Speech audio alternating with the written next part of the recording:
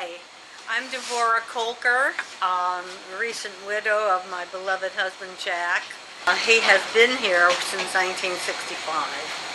And my husband said, if someone complained about a candy bar, he'd be happy to replace it. Whereas if someone complained about their brake job, it was a more serious situation. This was actually designed for the Los Angeles airport. When 76 lost the bid to build there, ARCA won the bid, and they built their station in the airport, which, by the way, is since gone, lucky for us. And they decided, what better place to put this beautiful design than in Beverly Hills. So it's been here ever since they moved this design here. And it is a well-known feature. It's been featured in many documentaries, movies, commercials. This one here, he actually had two pumps when he started out, 1950. That location was behind the Ambassador Hotel. 50 years that he has been with 76. That is also a recognition of the spirit of 76.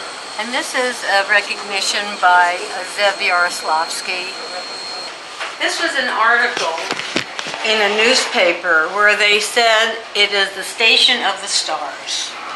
I get offers for this picture all the time.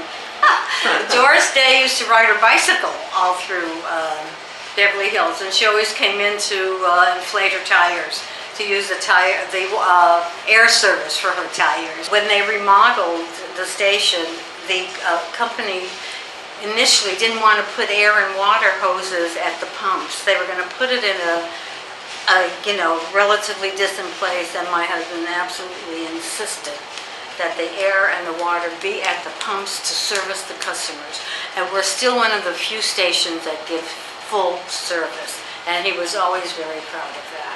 Nice. Danny Thomas was a regular customer, and his daughter Barlow and his wife and Jack. The only thing that Jack ever told me about the Thomas family is that he always cashed Danny Thomas's check every week. She would come to the station every week and get gas and cash her check. Fred Astaire, Jimmy Durante, Jack Lemmon, Doris Day, any one of the stars that lived in Beverly Hills, they would come here. What happened is that the new generation of the stars and producers and directors, they love to live in Malibu, they love to live in the hills, so we don't have that kind of clientele anymore. But Jay Leno is a regular customer, and Mark Wallenberg still comes in, so we still attract a few of the stars. So I think it's still appropriate to call us the Station of the Stars. Jack and I both came to Los Angeles in 1937. He came from Pittsburgh, I came from New York. We were both 7 years old at the time, but we didn't meet until we were 14. Neither one of his parents were well, and they barely made a living, and so Jack started to work very early. He was like 9 or 10 when he was selling newspapers and shining shoes, and as a teenager he got a job in a service station and pumping gas, and that was his first job during the war. And after the war, when all the men came back, and they wanted their jobs back, it was very difficult. But because he was such a great worker, his boss kept him on, and through his boss he met one of the major retail reps of Union Oil Company, and he was so impressed with Jack as his earnestness, his integrity, his honesty, that he offered him to get his first unit, which was on 8th and Mariposa behind the Ambassador Hotel. It was unheard of at that time to have even a Jewish dealer, much less a dealer that was that young. And he was very successful at that place. He worked it by himself, those two pumps, 7 days a week, 10 hours a day. He just was a workaholic. At one point, Jack owned 3 stations. My husband was such a hands-on type of owner. It was impossible. And so he let go of each one when this facility became available, and which he really loved. I think that he could have been elected mayor of Beverly Hills. His customers adored him. One day I was here in the office, and Jack introduced me to a longtime customer who had followed him from each location, station to station to station location. And I said to her, wow. And she said, come outside, I want to show you something. You see my black car? If Jack tells me that car is white, I'm going to believe him.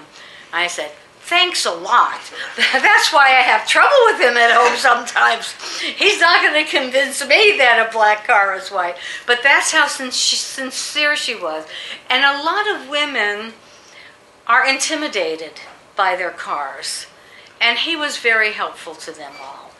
He just believed in personal service. That was his mark of distinction. And he resisted self-service for the longest time. But business-wise, it didn't make sense not to put in self-service. But his remarks always were, the customer is always right, even when they were wrong. When a person comes in with a handicap sign into self-serve, you are obligated to serve them.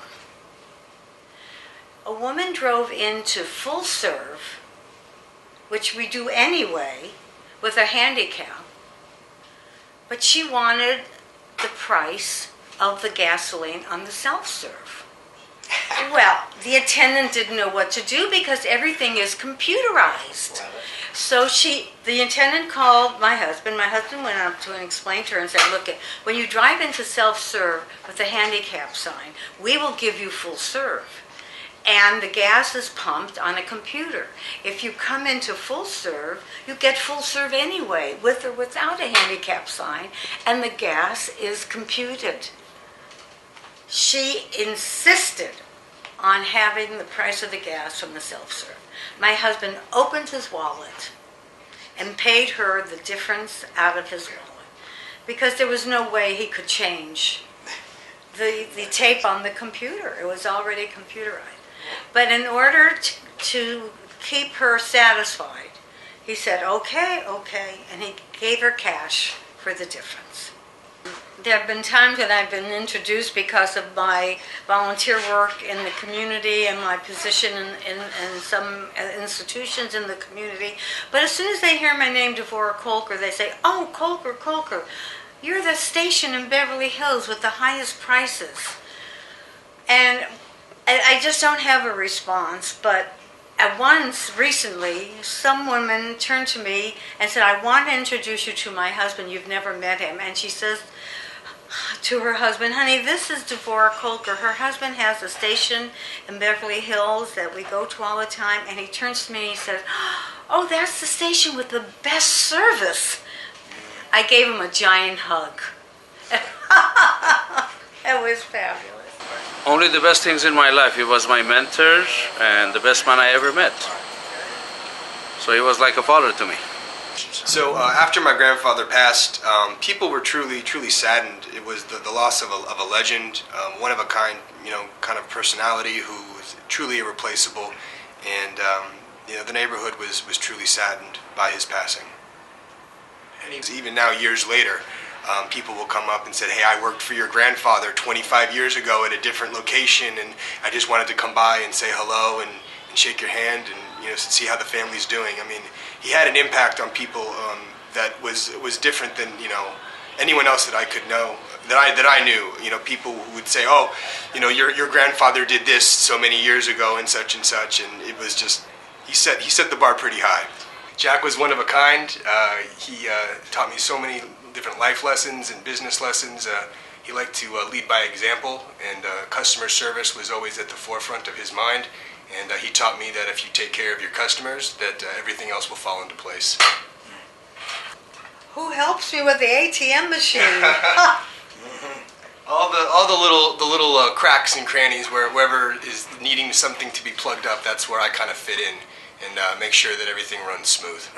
the image of Beverly Hills is one of only wealthy people, and that's not inaccurate. There are people that sacrifice to live in Beverly Hills in order to go to the Beverly Hills school system. And it doesn't mean that they're wealthy. It means that they're struggling to be middle class, but they want the educational system of the Beverly Hills High School and all the services that the Beverly Hills offers. The media portrays Beverly Hills in a certain light, and once you actually come and see the city and you're a part of it, you realize that it's multifaceted and there's all sorts of people from all sorts of different walks of life, and it's not an exclusive, one-of-a-kind kind of... And it's a diverse community. A diverse community, yeah. It's not just upper crust. You know, we've got people from all sorts of walks, different walks of life that are here. Hamburg has only been open for a very short time, so we don't have a total prospectus yet on the impact of that building on our business. But what I will say is that it has brought culture to the community, and the building itself is so beautiful.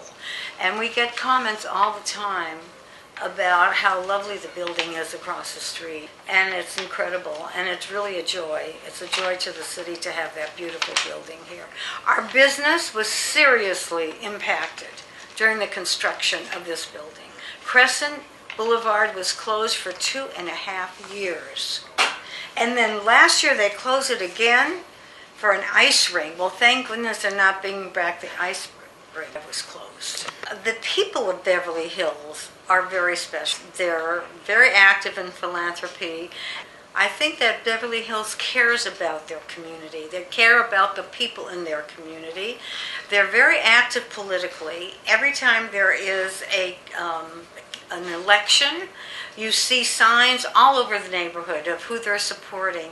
Jack himself has put up banners on the front of the station over the years of certain people that have come to him and asked them if they could put up a sign for them running for city council. The ambiance of Beverly Hills is not all 90210. People live South Beverly Hills. They live in apartments and they live in smaller homes, but they're all united when it comes to how an election will impact the city and how their vote matters. I think it's important to preserve the history.